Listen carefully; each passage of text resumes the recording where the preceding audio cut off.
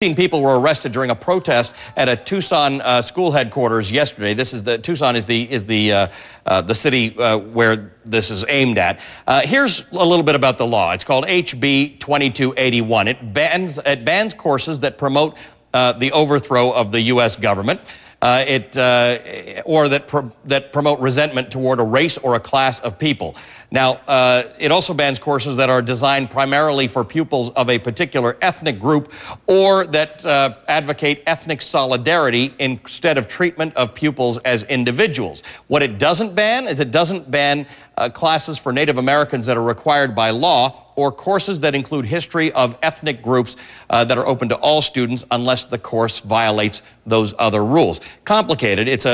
Like everything that goes on in Arizona these days, it's complicated. It's not as clear-cut as it might seem. Let me bring in a couple of guests who can tell us a little bit more about this. Dr. Augustine Romero is the Director of Student Equity at Tucson Unified School District. He's live in Tucson. And Margaret Dugan is the Arizona Deputy Superintendent of Public Instruction, and she's joining me live from Phoenix. Margaret Dugan, let me start with you. Thank you both for being with us today. Can you just give us some sense for our viewers who are not understanding why this sort of law would be necessary, this sort of ban would be necessary, what it aims to do?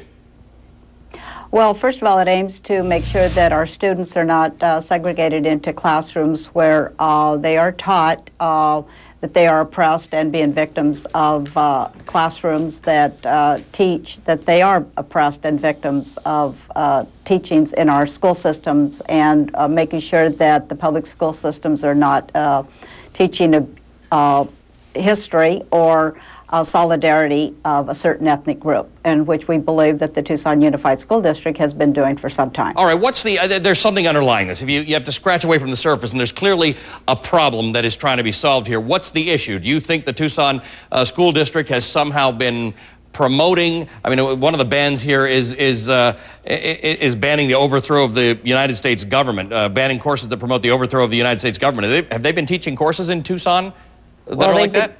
There is ethnic studies, Raza studies, which uses curriculum and books, textbooks that there's, to me, very disturbing information. For example, one of the books that they use is called Occupied America, which teaches the students that this country was once Mexico, and if they rise up and take it back to be their country once again. And most of these students were born in this country, and they should be taught that this country is a country that advances them to be productive citizens of this country, and not to rise up and be disloyal to this country. And this is what I think that this course is teaching them, that they are victims and that they are oppressed. And this is what is very disturbing to me, that as a public school administrator that I was for 10 years, and in the public school system, why are we having this type of curriculum being taught to our students? Let's talk to Dr. Augustine Romero of the Tucson Unified School District. What do you say about that, Dr. Romero?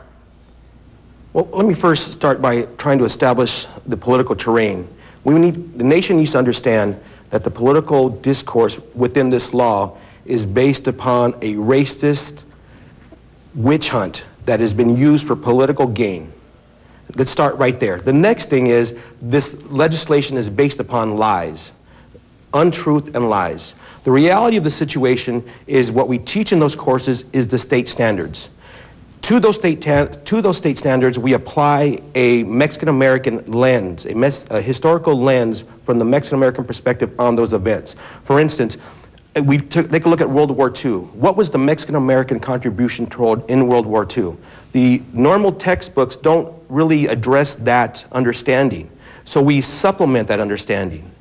The other understanding is, for instance, the history of the Constitution, the history of constitutional law. The idea that when we talk about Brown versus Board of Education, does the nation understand that the precedent in Brown was established by Westminster versus Mendez versus Westminster, which was a group of Mexican-American parents who felt as if though they were being denied equal access to education. I'm going to stop you there for a second. Is that taught? I'm going to stop you there for a second. Let's go back to Margaret Dugan. So far, nothing that Dr. Romero is talking about sounds problematic. Are you okay with that so far? Well, first of all, why can't this all be taught in American history classes with all students? Why do our Hispanic students primarily have to be segregated from all other students in our schools? And this is what I find problematic. The reality of the situation. The American history classes in all schools have to teach to our Arizona standards. And when you separate, the reality of the situation is that our students are not segregated. Our students are not segregated. What you do is that you segregate by the name exclusively. We do not Raza segregate. Studies. Okay, hang on a and second. primarily these students we do not are segregate. of Hispanic Let's answer that, We Dr. do Romero. not segregate. Can all students attend these classes? These classes are open to all students. What I'm telling you right now is that these people are lying. They are lying. It's a flat-out lie. We do not segregate. These classes, the Native American Studies courses, the African American Studies courses, the Mexican American Studies courses are open to all children, regardless. And it is our intent to have all children in those courses so that they have a better understanding of who their neighbors are. Hang on a second, because guys, I've got to operate this within a time constraint. Margaret Dugan, why do you believe that they're segregating students if Dr. Romero says they're not? Well, primarily, I think if you look at the roster, there are mainly Hispanic students in the Raza classrooms. And why, if you're teaching to the academic standards of our Arizona academic standards of American history, right. I don't believe you have a balance of really what the American history standards are. You're giving more of a slanted viewpoint and teaching these kids that they are victims and oppressed of this country. Now, I do believe that all students should be given the whole spectrum of American history, and I believe that these teachers, under the direction of Augustine Romero, are given a very biased viewpoint, and they are wanting to teach these kids that they are oppressed. Dr. It Romero, is their viewpoint that they would like to do this. Dr. Romero, are these students getting American history at the Arizona standard plus, or are they getting it instead of the standardized instruction in the state of Arizona? No, as I said before, what we teach in those classes are the state standards, and we apply a particular cultural lens to those state standards. And in fact, the reality of the situation is, up until 2006, we had what were called honor standards in this state. And what we did was we included all of those honor standards into our curriculum. So not only were they getting the state standards, but they were getting a very highly rigorous state standard with an ethnic lens applied to those state standards. The other thing that must be understood is that TUSD is a predominantly Latino school district. So regardless of what school you go to, the vast majority of those students are going to be Latino.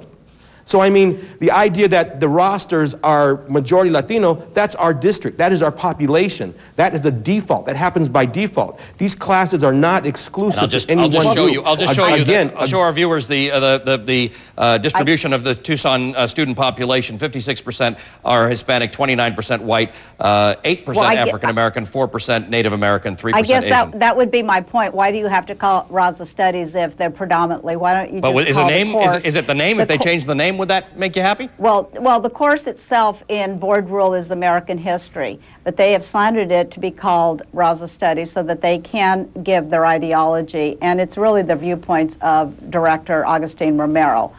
Back in 2000, when I was co-chair of English for the Children, I know that he was telling students. It's the attempt to be more inclusive, not exclusive. When Augustine Romero was a teacher back at Choya High School, he told his students, because his students told me that I was falling for the white man's traps when I was pushing for a law to get rid of bilingual education. And that's a lie. I'm going to let Dr. Romero answer that. And, that is a flat-out lie. Did you say that, Dr. Romero? That is a flat-out lie. Again, we have to understand, we have to flat-out understand the discourse. The discourse in this legislation mirrors the legislation or mirrors the discourse of Nazi Germany. All we are trying to do here is create fear. Okay, that's a big accusation. Margaret Dugan, how do you respond fear. to that? I mean, he's saying this is like Nazi Germany. No, it's not.